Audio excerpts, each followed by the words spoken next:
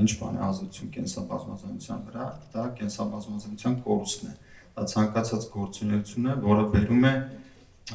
կենթանի կյանքի կամ կորուստի կամ նվազեցման, եւ գրեթե բոլոր գործողությունները կարող են բերել դրան։ Այդ տեսանկյունից կա հակադրություն, բայց եթե մեկ ուրիշ տեսանկյունից նայենք, պատասխանատու բիզնեսի տեսանկյունից հակադրություն չկա, կա ռիսկերի կառավարման մեխանիզմ եւ ճիշտ կառավարման արդյունքում հակադրությունից կարող է անցնել մեկ այլ հարթություն, հնարավորությունների դաշտ մտնել։ Այն ծրագիրը, որ մենք այսօր իրականացնում ենք եւ շարունակելու ենք իրականացնել, դա համատեղ շրջակայքի նախարարության հետ մեր պարտավորությունների շրջանակում վերականգնել անտառվերականգնման աշխատանքների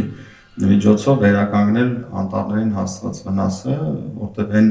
տարածքները, որտեղ մենք ունենք գործունեություն, տարածքներ կան, որ հնարավոր չի, Արտուրի ասած, խուսափել այդ ազդեցությունից, այսինքն հատվում են ծառեր,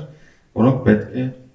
համապատասխան ձևով վերականգնել, ընդհանուր 300 հեկտարին մոտավորապես տարածք է, որից 18-ը արդեն վերականգնվել է, երկուսը ընթացքի մեջ է,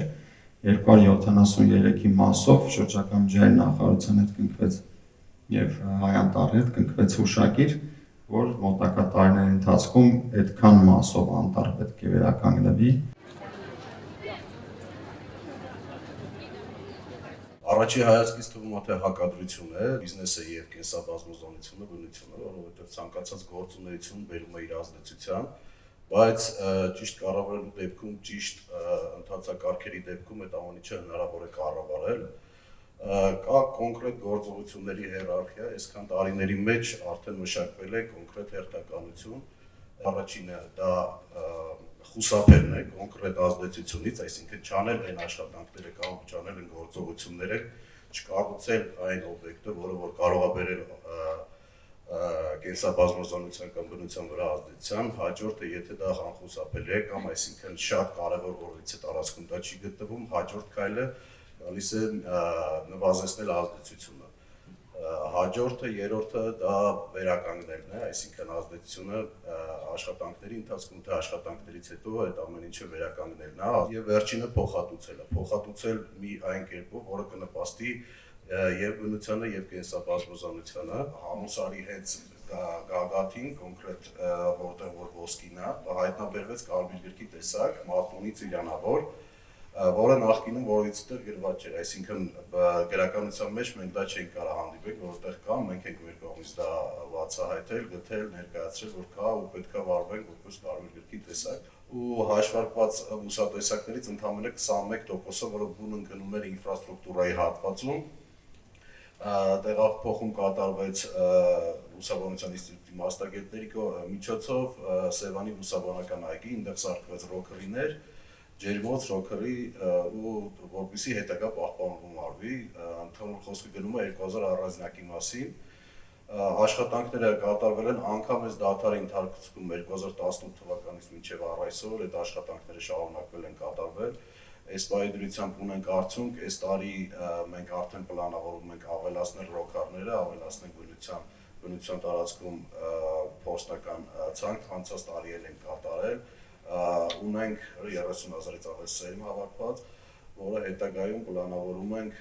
թե շահագործման ընթացքում հավելյալ մոտակա տարածքներում կատարել, առանձնացված տարածքում ենք վերադարձնել բնություն,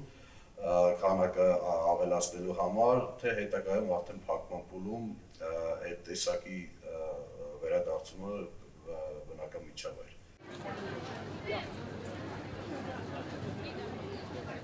Յուրաքանչյուր բիզնես սկսելուց եւ ի վերջո բիզնեսի նպատակը դա շահույթ ստանալն է։ Այսինքն մարդիկ բիզնեսը սկսում են, որպեսզի շահույթ ստանան։ Եվ պետության դերը իմ կարծիքով այստեղ ավելի շատ պետք է լինի, որպեսզի խթանող միջոցներ ստեղծի։ Օրինակ սուբսիդավորման ծրագրեր լինեն, որոշակի հարկային արտոնություններ լինեն, գրանտներ լինեն այն ընկերությունների համար, որոնք անցնում են ավելի կանաչ տնտեսության։ Եթե օրինակով բերեմ, եթե նայենք պետական ծրագրերը նույն արդիականացման ֆինանսավորման համար, որ վարկային տոկոսադրույքները սուբսիդավորում էին, դրանք բերեցին շատ մեծ զարգացման, օրինակ արևային կայանների կառուցման համար, հա, ոնց որ ավելի խթանեցին։ Դա ավելի շատ իմ կարծիքով ոչ թե ստիպողաբար ինչ որ վերահսկողական ֆունկցիայի միջոցով պետքա լինի, այլ խթաններ պետքա ստեղծվեն, որպեսզի բիզնեսի համար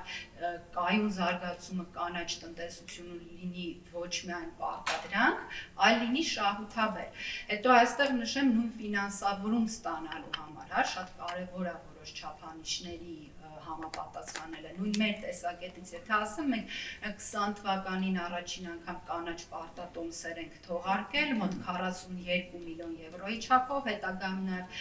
ավելի փոքր թողարկումներ են եղել, մոտ 55 միլիոնի թողարկում ա եղել, մեր DFI-ներից մենք ներգրավել եւ տեղաբաշխել ենք ավելի քան 300 միլիոն եվրոյի վարկեր, եւ այդ միջոցները ըստ այդ ֆինանսավորումը տված, հա, կառույցների պետք է համապատասխանեին որոշակի էկոլոգիական ու հիմնականում դրանք ուղղվել են վերականգնվող էներգետիկայի եւ էներգոարդյունավետ ծրագրերի ֆինանսավորմանը։ Ինչու ավելի մեծ ընկերություններում հիմա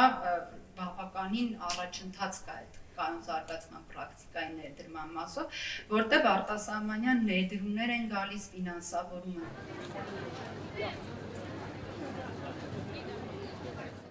Մեր մոտ ընկալումն այնպեսին է, դե մենք ինչ ենք տնտեսությանը կամ բնությանը վնասում, նույնիսկ մեր այդ խոշոր հանքարդյունաբերական ընկերությունները, թե համատենք համաշխարհային այլ գիգանտների հետ, այդքան իմ կարծիքով տենց ազդեցություններ չունեն, բայց այստեղ ձեր ճշտադրումն է շատ կարևոր, որ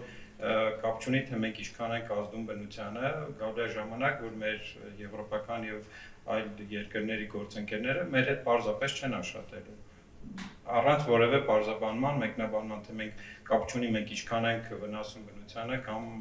կլիմային փոփոխությանը ինչքան ենք ազդում։ Դրա համար որոշակի չափով կարևոր է, որ մարդկանց մոտ այդ գիտակցումը բարձրանա։ Միանշանակ դե կարգավորող մարմինը արդեն սկսել է որոշակի տեղեկատվության հավաքագրումը, բանկերի մոտ էլ կա գիտակցումը, որ այդ ռիսկերը այսպես թե այնպես գալու են բանկերին առնչություն ունենան այդ ռիսկերի հետ, առնչվելու ենք այդ ռիսկերի հետ, ոչ միայն այն առումով, որ կլիմայի փոփոխությունը կարող ազդի որոշակի ճյուղերի վրա, այլ նույն ձեր բարձրացրած խնդրին, որ մեր հաճախորդները, մեր վարկավորները կարող է ինչ-որ պահի գործընկերներ դրսում չգտնեն եւ իրենց բիզնեսը չկարանան առաջ տանեն։ Ու այստեղ կարգավորողի դերը իհարկե կա, ռիսկերի հաշվարկման ընդհանուր մոտեցումների կիրառում։ Ես գիտեմ, որ Կենտրոնական բանկը արդեն իսկ 2 տարի է սկսել նախաձեռնել այդ process-ը, ունեն ճանապարհային քարտեզ, ու կառավարության հետ զուգահեռ պետք է ամեն ինչ արվի, որովհետեւ դուք էլ լավ նշեցիք, որ տվյալների խնդիր ենք ունենալու ու շատ մեծ խնդիր է դա տվյալները հավաքագրելու ու վերլուծելու համար, բայց կարգավորումն ու գիտակցումը իրար հետ զուգահեռ պետք է գնա։